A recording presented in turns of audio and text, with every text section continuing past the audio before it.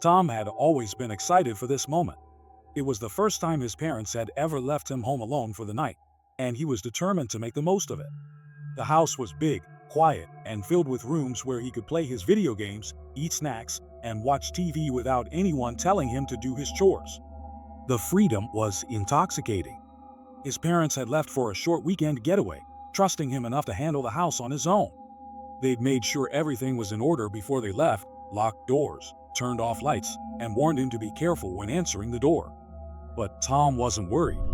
This was his time to shine. The evening started off just as he imagined.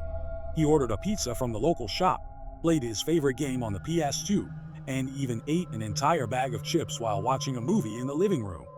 Everything felt perfect. Safe. That was until the doorbell rang. Tom wasn't expecting anyone, but he got up to answer it anyway, assuming it was the pizza delivery. When he opened the door, he was greeted by a man he had never seen before. He was taller than most adults, wearing a dark jacket and a baseball cap. His face was scruffy, and his eyes had an unsettling intensity to them. "You home alone?" the man asked, his voice low and deliberate. Tom froze, his mind racing. He'd been taught to never answer questions like that from strangers. But he didn't want to seem rude. "Yeah, my parents are just out for a bit," Tom said, trying to sound confident. The man didn't respond at first, just stared at Tom for a moment, his eyes scanning the inside of the house as if trying to see beyond the door. Tom quickly handed over the cash for the pizza and took the box, trying to ignore the knot forming in his stomach. "Have a good night," the man said as he stepped back, but his eyes lingered for a moment too long before he turned and walked away. Tom closed the door, shaking his head, trying to brush off the strange encounter. Maybe it was nothing. Maybe he was just being paranoid. After all, it was a quiet neighborhood and people didn't usually do things like that here.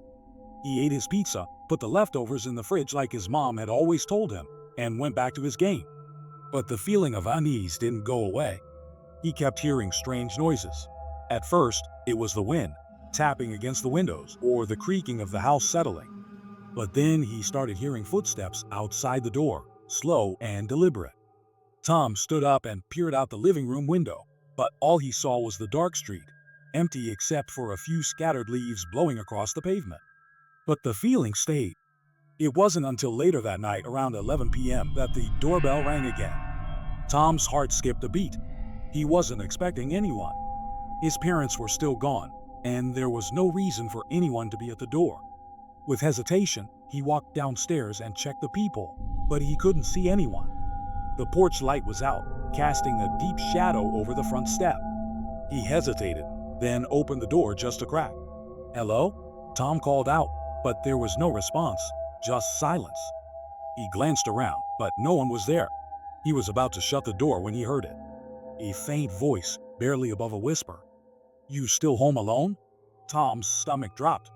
The question was the same as before, but this time, it was colder, more demanding. His hand trembled as he reached to close the door, but before he could, the sound of footsteps echoed from the porch. Someone was walking around the house, slow and steady. Tom slammed the door shut, locking it quickly, his heart pounding in his chest. He tried to calm himself down. It was probably just someone messing around, right? Maybe a prank. But then, he heard it again, the tapping, soft at first, then growing louder. Tap, tap, tap. It was coming from the window. Tom's eyes widened. There was no way anyone could be outside his window. The house was on the second floor. But then the tapping stopped, and he could hear something else, a soft scraping sound like nails against the glass. Tom's breath caught in his throat. The figure from earlier? He couldn't be sure, but he felt the same sense of dread rising in his chest. He ran upstairs, looking out the window, but saw nothing. Still, he couldn't shake the feeling that someone was out there, watching him. His phone rang. It was his mom. "Hey, how's everything going?" Her voice crackled through the speaker. "I'm fine. Just kind of scared," Tom admitted, his voice tight. "Some guy came to the door earlier, and now someone keeps tapping on the window." His mom's voice immediately shifted. "Stay inside. Lock all the doors. Don't answer the door if anyone comes by. We're on our way home." Tom nodded, though he wasn't sure if she could hear it. He hung up the phone, heart racing. The tapping started again. This time, it was louder, more insistent. Tap, tap, tap.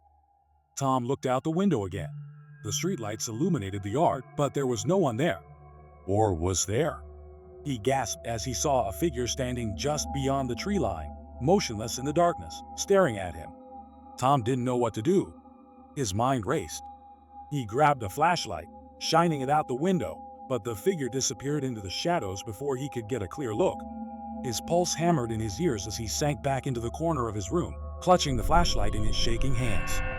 He had no idea who the man was, or why he kept coming back, but one thing was certain: he wasn't leaving. And Tom was alone.